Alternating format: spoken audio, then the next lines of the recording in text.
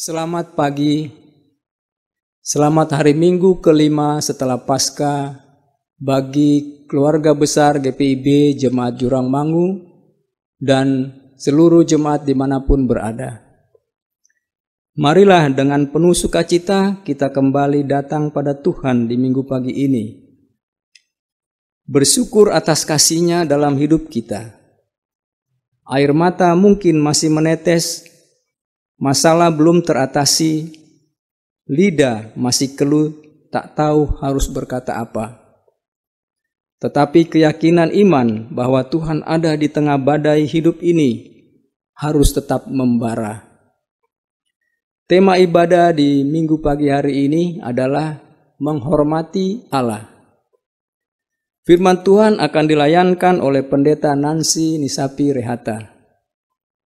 Mari kita berdiri dan bersama-sama memuliakan nama Tuhan dengan pujian dari Gita Bakti 71, Tuhan Yesus Sahabatku.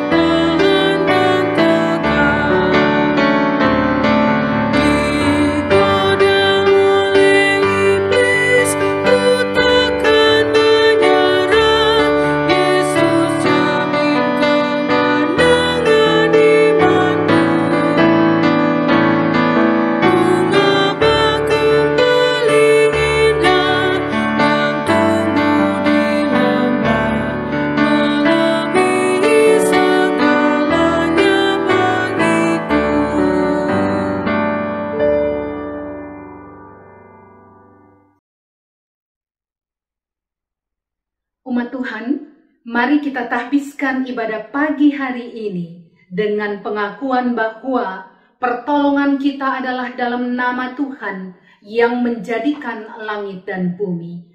Anugerah dan sejahtera dari Allah Bapa dan dari Tuhan kita Yesus Kristus dalam persekutuan Roh Allah yang kudus menyertai Ibu Bapa dan Saudara sekalian.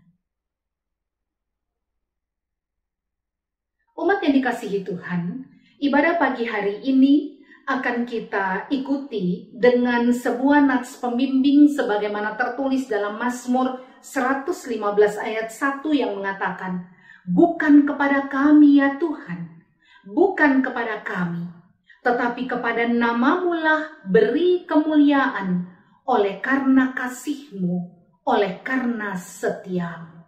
Demikian nats pembimbing dalam ibadah pagi hari ini. Mari kita pujikan bersama dunia ini untuk kemuliaan Tuhan.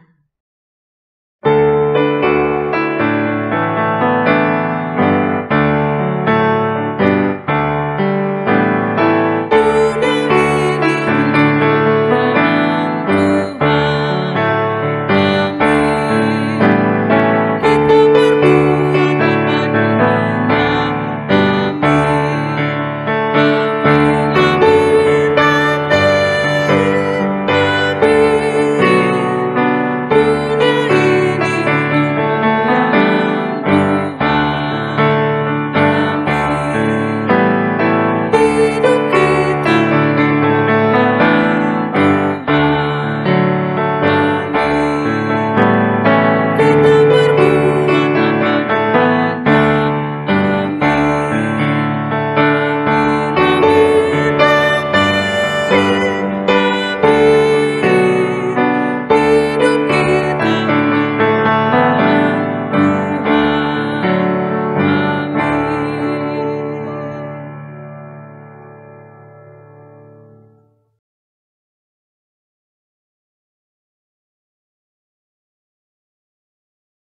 Umat Tuhan, mari kita berdoa.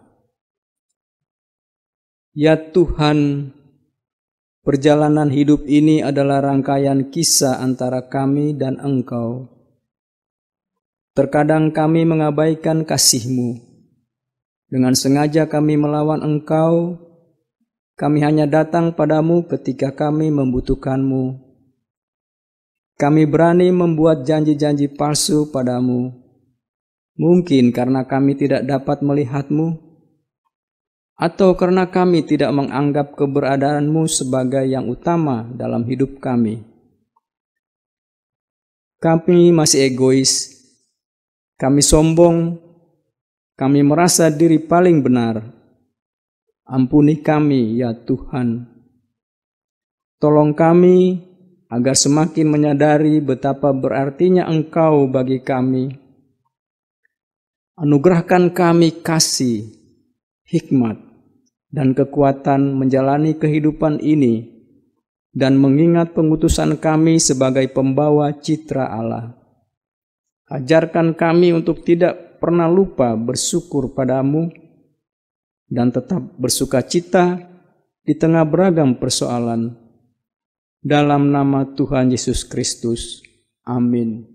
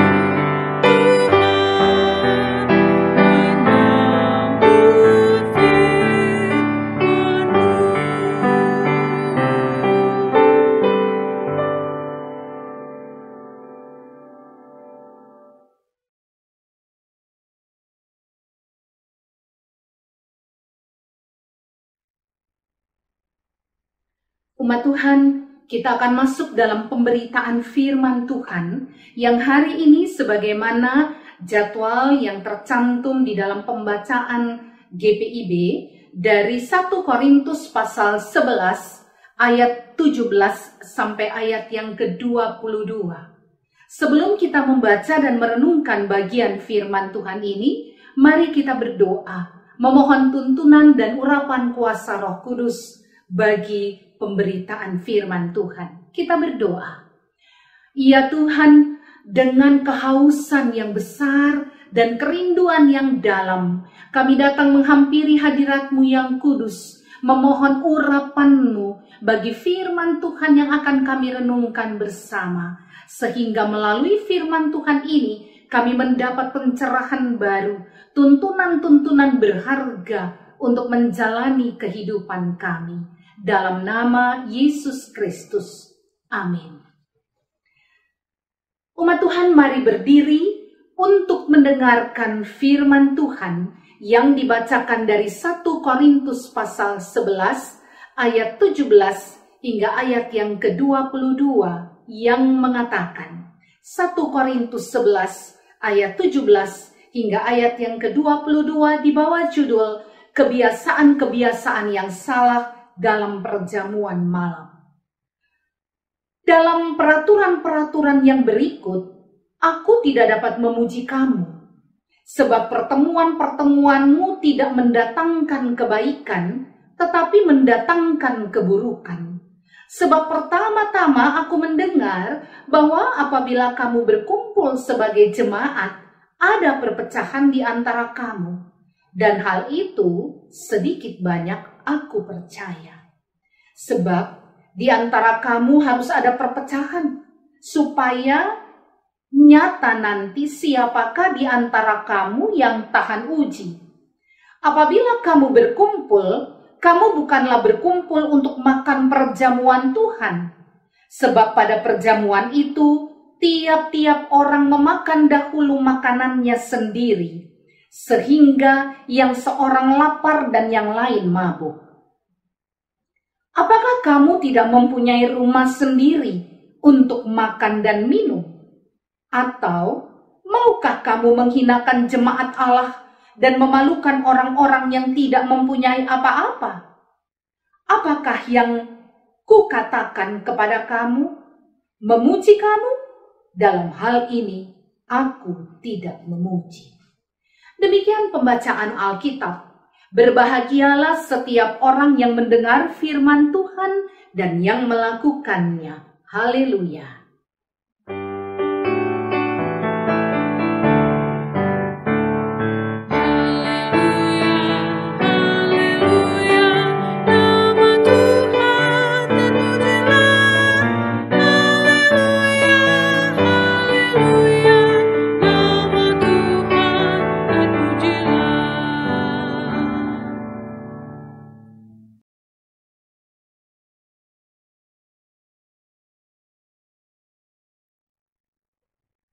Umat yang dikasihi Tuhan, pembacaan dari 1 Korintus 11 ayat 17-22 ini, saya beri tema menghormati Allah. Menghormati Allah.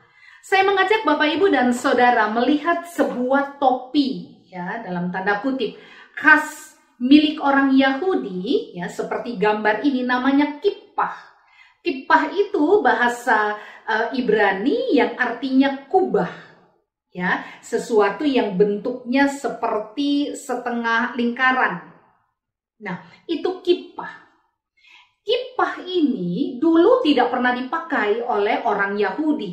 Karena yang berhak memakai topi itu hanya para imam sebagai simbol keimaman mereka yang berhak memberikan nasihat, yang berhak untuk memberikan wejangan-wejangan pada umat.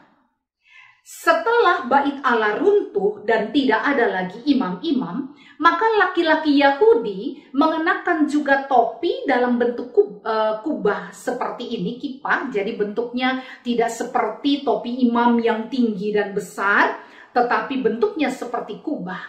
Dan dalam bahasa Ibrani, terjemahan dari fungsi kippah atau kubah ini adalah sebuah pernyataan ada otoritas tertinggi berkemah atau tinggal di atas kepalaku. Jadi setiap laki-laki Yahudi yang pakai kippah tersebut, mereka wajib tunduk dan hormat pada dia yang lebih tinggi, lebih besar, yang ada di atas kepala mereka. Karena kepala itu sangat berharga. Yang lebih tinggi dari kepala adalah dia yang tertinggi. Allah yang maha kuasa itu. Yang unik dalam arti kippah ini, pemaknaan dari kippah, orang Yahudi memakai kata shekinah, ya, yang menyatakan sebuah kemah yang menaungi. Ya, jadi bagi umat Yahudi keberadaan Allah di atas kehidupan mereka itu bagaikan sebuah pernaungan. Khususnya bagi laki-laki Yahudi. Sebuah pernaungan itu disebut shekinah di atas kepala. Dan dulu hanya orang tua yang pakai, tapi sekarang sampai anak kecil, anak laki-laki yang kecil pun memakai, karena lama-kelamaan simbol kippah ini yang hanya umumnya dipakai oleh laki-laki dewasa, kemudian menjadi identitas Yahudi, khususnya buat para laki-laki. Ya, ketika memakai kippah, maka dia adalah orang Yahudi. Nah, Ibu Bapak dan Saudara, berbicara tentang penghormatan terhadap dia yang agung dan besar di atas kehidupan orang Yahudi, maka apa yang dimaksudkan dengan penghormatan? Penghormatan dan penghargaan, jadi yang dihormati itu umumnya adalah yang dihargai. Penghormatan dan penghargaan tinggi, respect, itu diberikan karena menghormati eksistensi dan mengakui peranan orang yang direspek tersebut, orang yang dihormati. Sehingga kalau Allah itu dihormati, maka kepadanya diberikan penghargaan tinggi. Eksistensinya dihormati, peranannya sebagai Allah yang mencipta, Allah yang memelihara, Allah yang menaungi kehidupan umat ada padanya. Sehingga umat harus respect atau harus menghormati Allah tersebut. Dan penghormatan terhadap Allah itu sudah berjalan lama sekali, mulai diatur dari era perjanjian lama sampai era perjanjian baru, itu terus berjalan. Hal-hal yang terkait dengan relasi umat dengan Allah itu harus dibangun dengan respect yang tinggi, penghormatan dan penghargaan yang tinggi. Itu ada dalam kehidupan umat Yahudi, dan itu juga ada terus sampai pada perjanjian baru ketika jemaat mula-mula hadir dan mulai membentuk gereja pada saat itu. Persoalan yang Paulus temui di Korintus, Bapak, Ibu, dan Saudara, Paulus tidak melihat respect kepada Allah atau penghormatan serta penghargaan pada Allah itu ada dalam kehidupan umat. Dalam perikop yang kita baca, Paulus mengeritik praktek persekutuan jemaat Kristen di kota Korintus. Orang-orang Kristen di kota Korintus tidak menghargai dan tidak menghormati Allah. Bagaimana Paulus menilainya? Karena Paulus melihat perjamuan kudus yang umumnya dilakukan dalam sebuah persekutuan yang indah sudah bergeser maknanya. Di era Paulus tidak ada gereja, sehingga orang-orang Kristen itu beribadah dari rumah ke rumah atau dari katakombe ke katakombe. Katakombe itu adalah gua bawah-bawah tanah, karena kan saat itu orang Kristen dikejar, mereka mau dibunuh, dibenci, sehingga dianggap sebagai sempalan, bahkan ya membangun komunitas politik untuk dianggap pada saat itu menyerang pemerintah Romawi, sehingga mereka terus dikejar.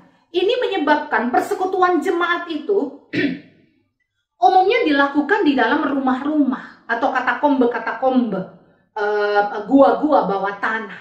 Nah, pada saat itu kalau perjamuan kudus umumnya orang membawa makanan, dan perjamuan kudus itu menjadi sebuah perjamuan kasih. Ya, umumnya tentu saja roti dan anggur, karena itu adalah makanan dan minuman umum bagi masyarakat Yahudi pada saat itu. Ya, mungkin ada yang bawa buah, ya, ada yang membawa juga makanan yang lain. Tetapi ketika perjamuan kudus tersebut dilakukan dalam persekutuan jemaat, kita bisa baca itu misalnya di Kisah Rasul 2. Bagaimana persekutuan itu begitu hidup, mereka saling membagi satu dengan yang lain. Semua sama rata, semua sama rasa. Tidak ada yang miskin, tidak ada yang kaya. Sehingga rasanya persekutuan itu indah sekali. Paulus lihat di tengah jemaat Korintus, ternyata perjamuan kudus yang dirayakan tersebut sudah bergeser maknanya. Orang tidak lagi melihat perjamuan kudus itu sebagai perayaan kasih Allah yang menganugerahkan keselamatan kepada umat, tapi itu menjadi ajang pamer, bersaing, dan saling kritik. Mereka yang kaya membawa makanan-makanan mereka. Bersaing, satu orang bawa ini, yang lain bawa yang lain lagi. Masing-masing bangga dengan apa yang mereka punya. Dan saling mengeritik, ya kamu bawanya itu ya, kok bawanya gitu sih? Siapa kokinya? Siapa yang masak? Satu dengan yang lain saling mengeritik. Suasana persekutuan itu tidak terlihat. Ya, Paulus bilang, suasana persekutuan dalam kehidupan jemaat Korintus itu, terutama ketika melakukan perjamuan kudus, sama sekali tidak terlihat. Mereka bukan hanya pamer, bersaing, dan saling kritik, tapi mereka makan apa yang mereka bawa, mengenyangkan perut mereka, mereka minum anggur sampai mabuk. Mereka lupa. Ada banyak sekali jemaat miskin yang saat itu pulang dengan perut lapar. Tidak mendapatkan apa-apa karena persaingan dan ajang pamer yang terjadi pada orang-orang kaya, orang-orang mampu pada saat itu. Makna persekutuan hilang. Mereka lupa bahwa kedatangan Kristus ke dalam dunia adalah dalam fungsi dan peran memberi dirinya. Sehingga satu dengan yang lain dalam persekutuan ketika merayakan hadirnya keselamatan Allah di dalam dunia, mestinya mereka melakukan hal yang sama. Praktek kasih itu mereka lakukan pada orang-orang yang ada di sekitar mereka. Konsep berbagi yang selama ini yang timbul di jemaat mula-mula mestinya diteruskan oleh jemaat Korintus, tapi itu tidak nampak. Paulus mengkritisi persekutuan mereka, dan Paulus katakan, dalam kondisi seperti ini kalian memperlihatkan sisi buruk kalian masing-masing. Masing-masing menunjukkan misaya. Perpecahan itu terjadi. Kenapa terjadi? Karena kalian bersaing. Karena kalian saling pamer. Karena kalian menganggap saya penting, kamu tidak. Terjadi perpecahan dalam jemaat. Jadi jangan salahkan orang luar kalau jemaat pecah. Internal jemaat sendiri tidak menjaga persekutuan tersebut. Selain itu menunjukkan sisi buruk kalian sebagai anak-anak Tuhan, kalian juga mencemarkan persekutuan jemaat. Bapak, Ibu, dan Saudara, apa yang dikatakan oleh Paulus ini tajam sekali. Bayangkan dalam sebuah komunitas anak Allah, persekutuan yang saat itu terjalin dengan begitu dekat, begitu akrab, dibangun oleh Paulus dan menghadirkan Kristus di dalamnya. Ternyata suasana kehadiran Kristus tidak terasa di dalam persekutuan tersebut. Paulus bukan orang yang diam ketika melihat sebuah ketidakbenaran terjadi. Paulus bukan orang yang tutup mulut ketika melihat persekutuan jemaat itu perlahan tapi pasti mulai retak dan gambaran perpecahan itu muncul. Besok-besok yang miskin akan katakan begini, sudahlah, saya nggak mau datang lagi. Mending saya cari uang untuk makan. Daripada datang dalam persekutuan jemaat, hanya menonton mereka yang kaya, saling pamer, saling mengkritik. Dan kami tidak mendapatkan apa-apa. Secara spiritual mereka dapatkan kekuatan, penguatan rohani. Tetapi secara fisik mereka tidak merasakan makna persekutuan itu. Lalu untuk apa ada persekutuan kalau hal seperti itu terjadi? Egoisme besar sekali di dalam jemaat. Kepentingan diri berbicara lebih banyak daripada kasih yang seharusnya nampak, yang menggambarkan persekutuan berbeda dari persekutuan lain di luar kekristenan pada saat itu di kota Korintus. Orang di luar ketika datang ke kuil, ya, di kota Korintus tersebut, mereka memang saling pamer apa yang mereka persembahkan kepada dewa, saling membanggakan. Tapi ini jemaat Tuhan, nuansa warna harus berbeda, dan itu tidak nampak di tengah jemaat Kristen kota Korintus. Bapak, Ibu, dan Saudara, ini pelajaran berharga sekali. Bahwa persekutuan itu sekarang, saat ini, Kita tidak memaknainya dengan pertemuan fisik, perjumpaan fisik, tetapi kita memaknainya sebagai kesatuan spiritual. Berbeda-beda rumah, masing-masing beribadah di rumahnya, tapi ada ikatan spirit Allah yang sama mengikat kita semua. Sehingga kita mungkin tidak melakukan seperti jemaat Korintus ini, saling pamer, tetapi kita harus menjaga ikatan kasih di antara kita. Persekutuan berjemaat itu harus tetap dijaga. Jangan karena kondisi seperti ini, PSBB seperti saat ini, ya udah lu, gue. Kamu, saya. Nantilah kalau ada gereja baru kita saling memperhatikan. Kalau begini, sulit untuk membangun ikatan kasih. Jadi sudahlah, terserah masing-masing jemaat. Apa pelajaran yang kita ambil dari firman Tuhan pagi hari ini? Pertama, Bapak Ibu Saudara, berhentilah jadi manusia egois yang memikirkan diri sendiri lebih daripada yang lain. Ini punya saya. Dalam salah satu pidatonya, Presiden Kennedy pernah, mantan Presiden Amerika, Presiden Kennedy mengatakan begini, JF Kennedy ya, dia mengatakan bahwa ketika orang menyombongkan atau membanggakan dirinya, dia akan sulit sekali menerima pendapat orang lain. Karena dia akan menuntut, kamu punya apa, bagi dengan saya. Saya punya apa, saya punya sesuatu, saya tidak akan membagi dengan Anda karena itu punya saya. Tapi kalau Anda punya sesuatu, mari kita bernegosiasi.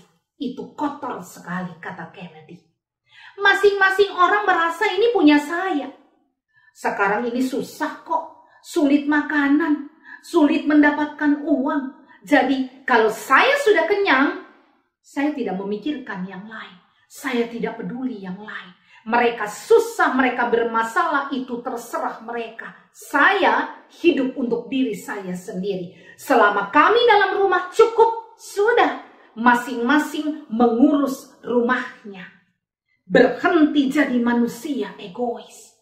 Kalau kami punya dana besar, itu untuk kami. Bukan untuk berbagi pada orang lain. Punya kami kok.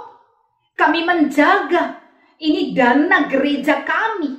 Untuk apa kami berbagi? Untuk apa? Cukup sepersekian saja. Masih ada banyak kepentingan yang lain. Bayangkan kalau tiba-tiba di tengah pandemi ini dan Tuhan datang. Berapa banyak uang saudara? Bergunakah itu? Saya tidak mengatakan bahwa lalu menghambur-hamburkan dan menghabiskan. Tidak. Tapi mari tidak egois dan berpikir bahwa ada orang lain yang membutuhkan. Ada orang lain yang susah pada saat ini. Ada cerita tentang seorang raja. Raja ini suka sekali makan.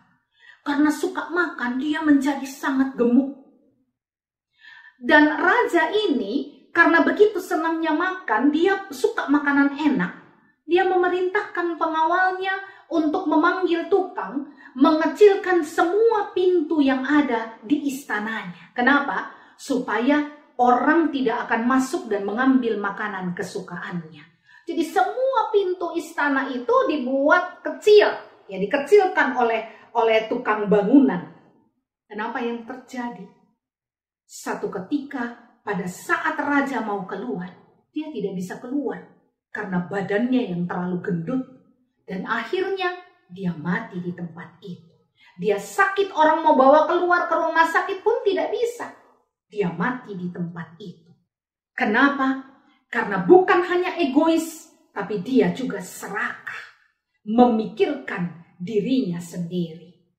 Ada sebuah kalimat yang mengatakan begini, if your pride is bigger, ya, kalau kebanggaanmu lebih besar than your heart, daripada hatimu, and your ego is bigger than your head, ya, egomu lebih besar daripada kepalamu, grow up or you will be alone for life.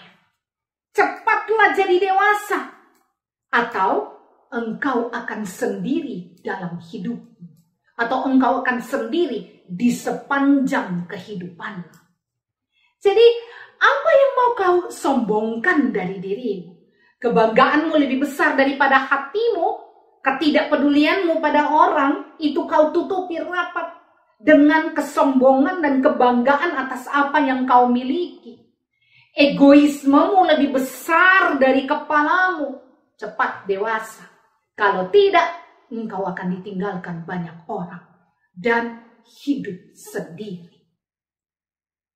Itu pelajaran pertama buat kita. Yang kedua, Bapak Ibu Saudara, belajar dari perjamuan yang dilakukan oleh umat Kristen kota Korintus, yang mestinya saling berbagi, tapi mereka hanya memikirkan kepentingan mereka sendiri. Maka pelajaran kedua bagi kita, makanan dapat menjadi sarana mewartakan cinta kasih Allah kepada sesama. Saudara bisa melakukan tindakan kasih di tengah pandemi ini dengan berbagi makanan. Bapak Ibu Saudara punya mbak di rumah, punya asisten rumah tangga di rumah. Dia beragama berbeda. Dia tidak tinggal di dalam, tapi dia pulang. Setelah kerja dia pulang, nanti pagi-pagi dia kembali, siang setelah bekerja dia pulang. Sepanjang bulan puasa ini, apakah Bapak Ibu Saudara membayangkan di rumah dia buka puasa dengan apa? Di rumah mereka sahur dengan apa? Kasih Indomie 2, kasih telur, buatkan kolak sekali-kali, belikan ayam 1 ekor untuk dia masak, berikan beras atau telur. Selama Bapak Ibu dan Saudara masih bisa punya kelebihan makanan, maka ini kesempatan untuk mewartakan cinta kasih Allah dengan cara yang sangat dalam tanda kutip sederhana, membagikan berkat yang saudara punya pada sesama, maka saudara sudah memberitakan cinta kasih Allah. Di tengah pandemi seperti ini, kita buat nasi bungkus kemudian bagi. Aduh, repot. Saya beberapa waktu lalu ikut sebuah bincang-bincang yang diadakan oleh salah satu sekolah teologi dalam rangka membicarakan tentang ibadah online di tengah pandemi. Ada seorang pendeta dari Gereja Kristen Jawa di Solo. Dia menceritakan begini. Di tengah pandemi ini, salah satu tindakan diakonia yang kami lakukan, tindakan berbagi dan kasih yang kami lakukan. Setiap rumah tangga, apa yang dia makan, dia harus bungkus 2 bungkus. Itu minimal ya. 2 bungkus dalam sebuah bungkusan nasi dan bawa ke gereja. Setiap rumah. Dan mereka bisa mengumpulkan sampai 1.200 bungkus. Untuk apa? Gereja itu kemudian membuka warung makan gratis untuk siapapun yang mau datang. Jadi mereka punya sebuah bilik makan di luar, warung makan di luar, yang setiap orang boleh datang mengambil nasi bungkusan.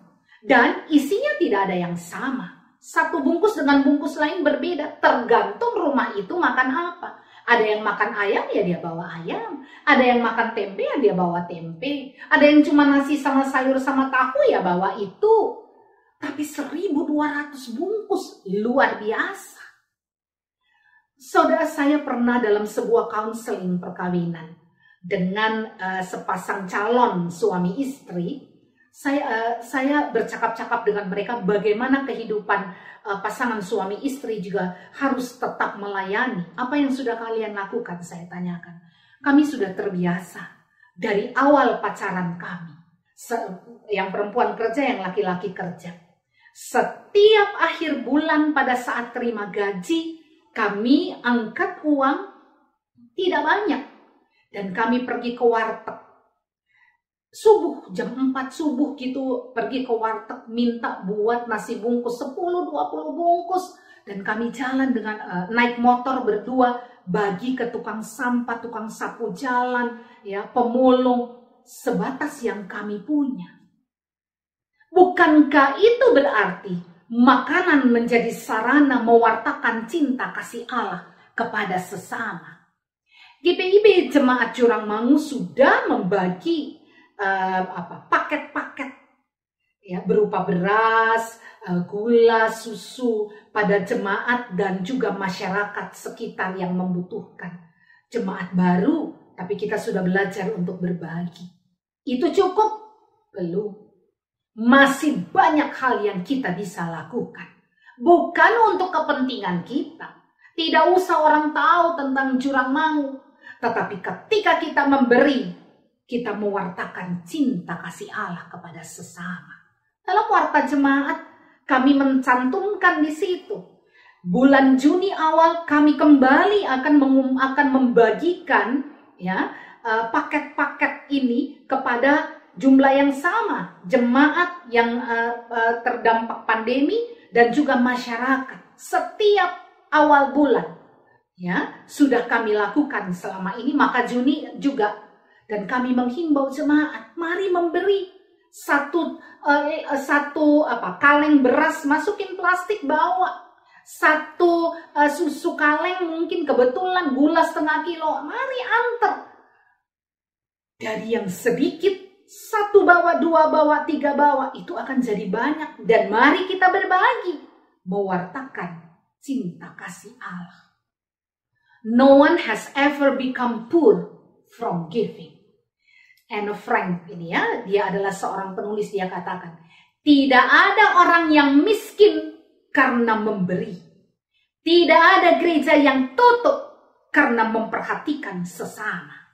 Jadi mari kita lakukan itu dalam rangka memuliakan Tuhan, dalam rangka mewartakan cinta kasih Allah kepada sesama. Pelajaran yang terakhir Bapak, Ibu, dan Saudara, menghormati Allah adalah dengan tidak mencemari kemuliaannya dalam hidup kita.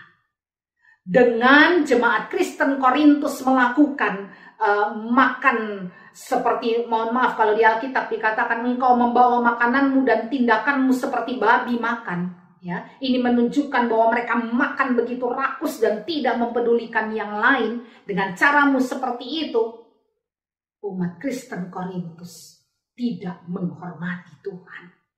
Tidak melihat bahwa ada yang maha kuasa yang menaungi kehidupan, yang memelihara kehidupan. Penghormatan pada Allah harus dijaga, baik dalam persekutuan jemaat, juga dalam kehidupan pribadi Bapak, Ibu, dan Saudara. Bagaimana caranya? Tidak mencemari kemuliaan Allah dalam hidup kita. Ketika Yesus kembali ke surga, Dia memberikan rohnya yang kudus untuk berdiam dalam hidup kita. Dan roh Allah itu adalah simbolisasi dari kehadiran Allah dalam kehidupan kita. Artinya apa? Kemuliaan Allah ada bersama dengan kita. Jangan melakukan hal-hal yang negatif dalam hidup kita. Karena dengan mencemari kemuliaan Allah dalam hidup kita, kita tidak menghormati Allah. Jaga kemuliaan Allah dalam hidup saudara dan saya. Hormati Allah, baik dalam ibadah maupun dalam keseharian. Terpujilah Kristus.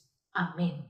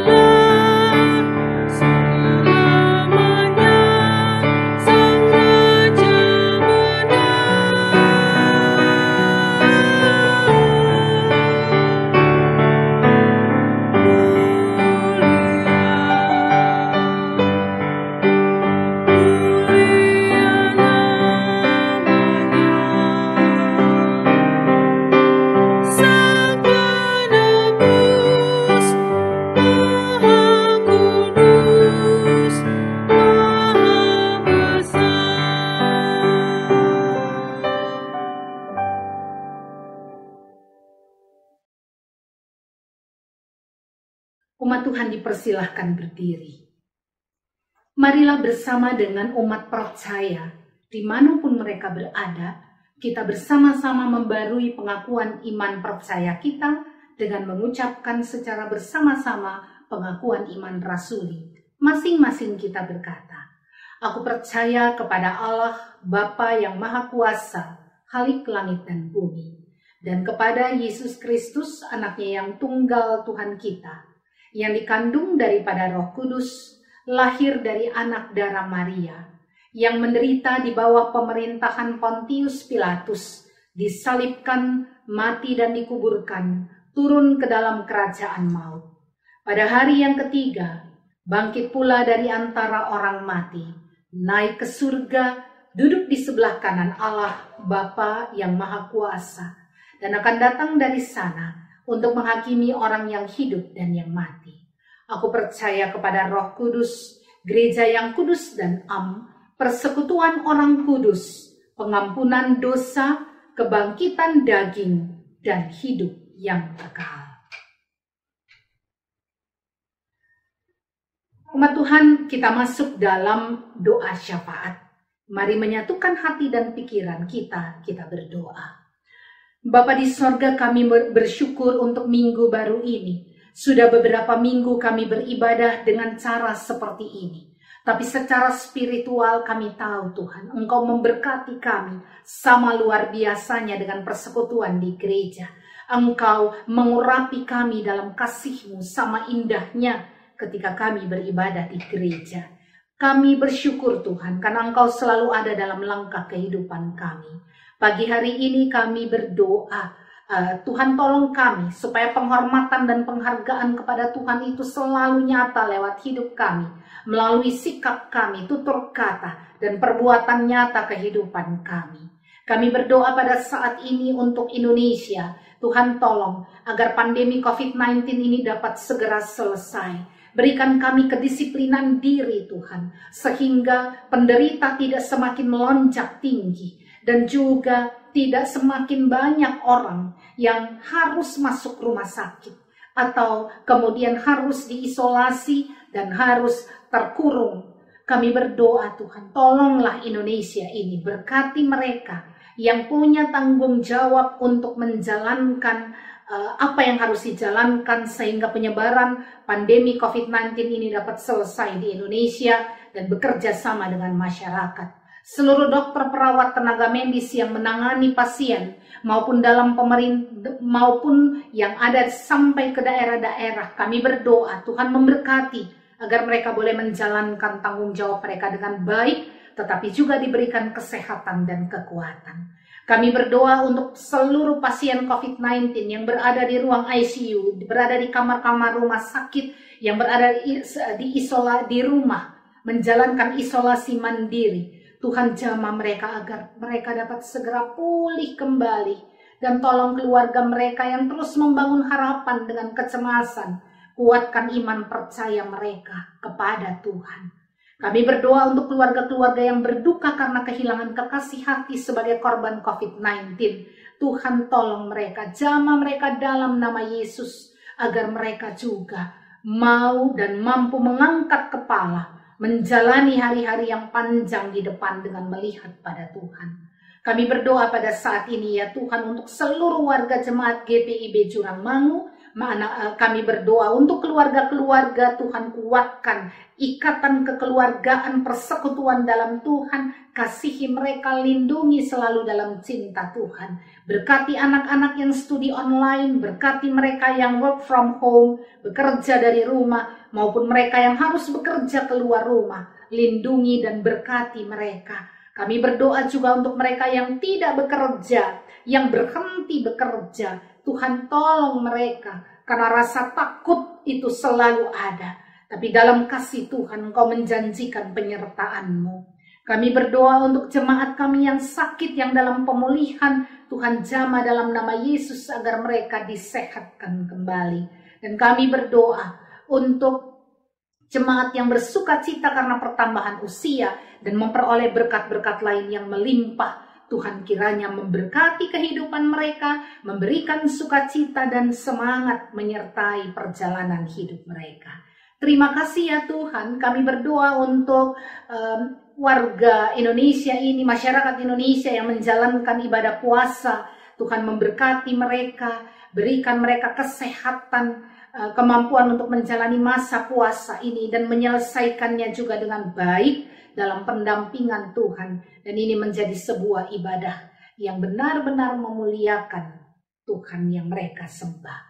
Terima kasih ya Tuhan, kami akan menjalani 1 minggu berharga bersama dengan Engkau. Dan kami tahu penyertaan-Mu ada dengan kami. Dalam nama Yesus Kristus kami memohon, ya Yesus yang sudah mengajar kami berdoa. Bapa kami yang di surga, dikuduskanlah nama-Mu, datanglah kerajaan-Mu, jadilah kehendak-Mu di bumi seperti di surga. Berikanlah kami pada hari ini makanan kami yang secukupnya, dan ampunilah kami akan kesalahan kami, seperti kami juga mengampuni orang yang bersalah kepada kami.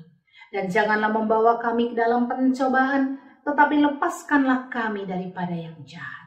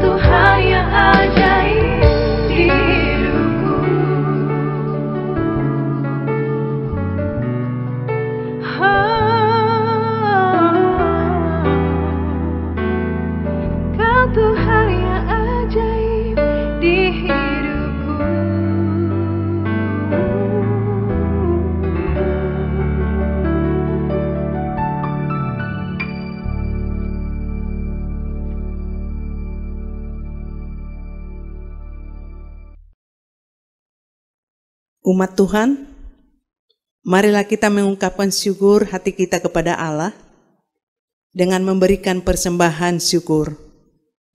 Ingatlah firman Tuhan dalam Mazmur 50 ayat 23 yang mengatakan, siapa yang mempersembahkan syukur sebagai korban, ia memuliakan aku. Siapa yang jujur jalannya, keselamatan yang dari Allah akan kuperlihatkan kepadanya. Umat dapat memberikan persembahan dengan memasukkan dalam amplop atau transfer ke rekening Bank Mandiri nomor 101 000 972 5654 atas nama Theodorus Haris Surman, Preng Kandau.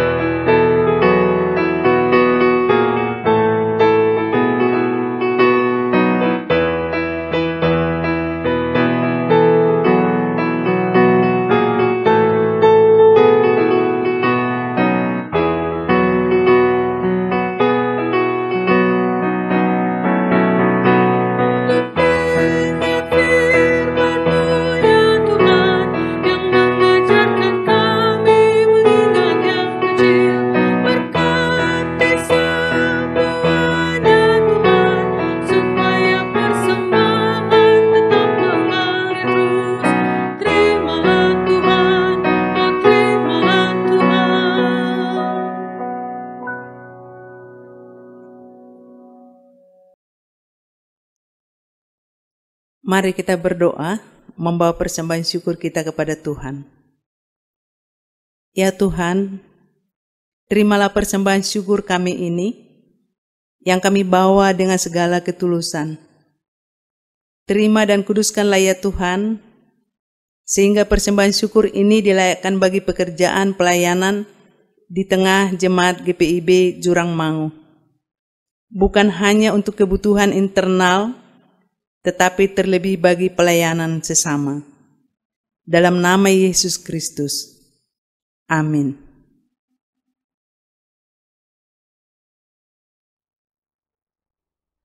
Umat Tuhan dipersilahkan berdiri. Kita akan kembali dalam aktivitas kehidupan kita sesehari. Bagi anggota jemaat GPIB Jurang Mangu, ada ibadah-ibadah pelayanan kategorial yang diadakan lewat YouTube. Dan biarlah kita bersemangat, selain mengikuti ibadah minggu, ibadah keluarga, ada juga ibadah-ibadah pelkat. Dan mari, biarlah kita terus diberkati dengan melalui ibadah-ibadah, supaya kedekatan dengan Tuhan membangun kekuatan dan semangat bagi kita semua. Mari kita kembali dalam kehidupan kita sesehari. Renungkan kalimat berikut. Keputusan hidup maupun tingkah perbuatan kita menjadi ukuran seberapa besar kita menghormati dan menghargai Allah. Mari kita jalani kehidupan kita dengan penghormatan yang sungguh kepada Tuhan. Cuci tangan, pakai masker kemanapun Bapak Ibu Saudara pergi, dan jangan lupa selalu menjaga jarak. Kita pujikan bersama Gita Bakti 115, Utuslah Kami.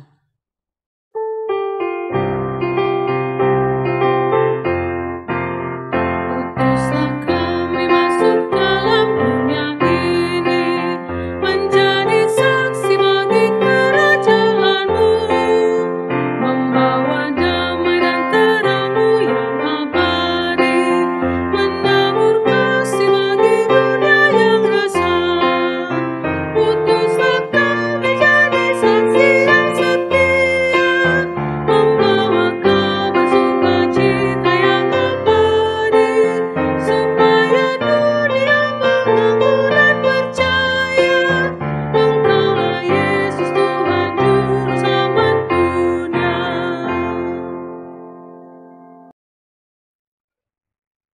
Umat Tuhan, arahkanlah hati dan pikiranmu kepada Tuhan dan terimalah berkat-Nya.